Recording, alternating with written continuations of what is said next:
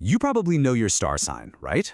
But what if I told you there's another celestial body that holds even deeper secrets about who you really are? In this explainer, we're going to be looking up at the moon. So, most of us can rattle off our sun sign, the one you see in the daily horoscopes. In astrology, that sign represents your main identity, your core energy. It's the personality you really shine out into the world. It's kind of the engine of who you are. But here's the thing. What if the you that everyone sees isn't the whole story? What if the real key to understanding your gut feelings, your instincts, and what truly makes you feel safe and sound isn't governed by the sun, but by the moon? To really get the full picture, astrologers talk about the big three. So your sun sign is your core identity. Your rising sign is like the social mask you wear. It's the first impression people get. And your moon sign? Well, that's the private, emotional you. All three together paint a way richer portrait of your personality. So, let's zoom in on that emotional core. We're going to unpack what your moon sign really is and what it says about you. Think of it this way.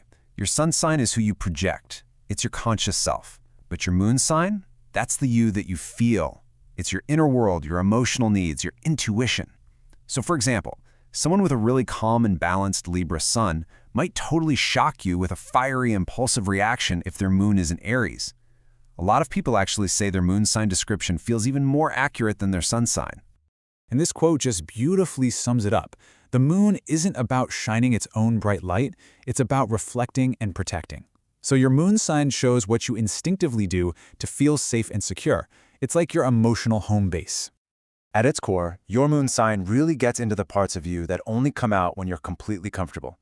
It's how you react before you even have time to think. It's what you truly need to feel cared for, and it's the personality you only show your closest family and friends. It's that quiet side of you. So, how in the world do you uncover this hidden part of yourself? Well, that's where something called a moon reading comes in. It's a process that turns some basic data into a journey of self-discovery. Getting a moon reading is actually a pretty simple process. First, you'll give your birth details, and your exact birth time is super important here because the moon changes signs every 2 or 3 days. Then a system runs some calculations to figure out exactly where the moon was at that moment. And finally, you get a personalized report that breaks down what that all means for you. Now, the whole point of this isn't about predicting your future or anything like that. The real goal is self-awareness. When you understand your moon sign, you can start to see your own emotional patterns more clearly, discover some hidden strengths you didn't know you had, and maybe get a handle on some personal challenges. It's really just a new tool for understanding why you feel the way you do. Okay, so once you have this knowledge, what do you do with it?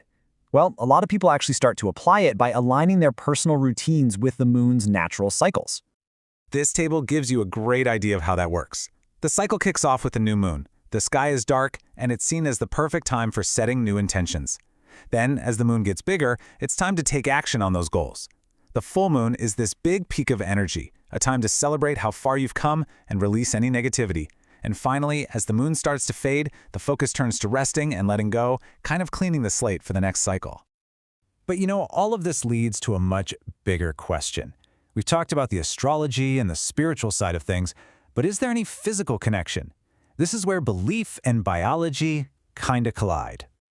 So, is the moon's pull on our emotions and personality just a spiritual belief, or could there be a real, tangible, biological link there? If you look at discussions online, you'll see this is a pretty complex debate. One view points to a biological link, noting that the lunar cycle is almost the same length as the average woman's menstrual cycle. But then others push back, saying the moon's emotional influence is universal and it's kind of reductive to gender it. And then you have Vedic astrology, which sees the moon chart as a map of your mental reality, something that's incredibly important for everybody. So even the astrological world has different takes on this.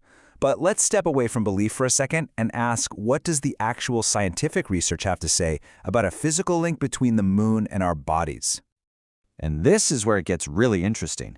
One major study analyzed decades of menstrual cycle data. What they found was that before about 2010, there was a pretty noticeable synchronization between women's cycles and the moon. But after 2010, when smartphones and constant artificial light became the norm, that connection mostly vanished. The theory is that our modern, always lit world might have actually broken an ancient biological rhythm. Digging deeper, the same study found that women under 35 showed almost 24% synchronization with the moon's phases. But for women over 35, that number dropped to under 10%. This seems to suggest that things like age, and maybe more importantly, our constant exposure to artificial light, might be severing a biological connection that was once much stronger.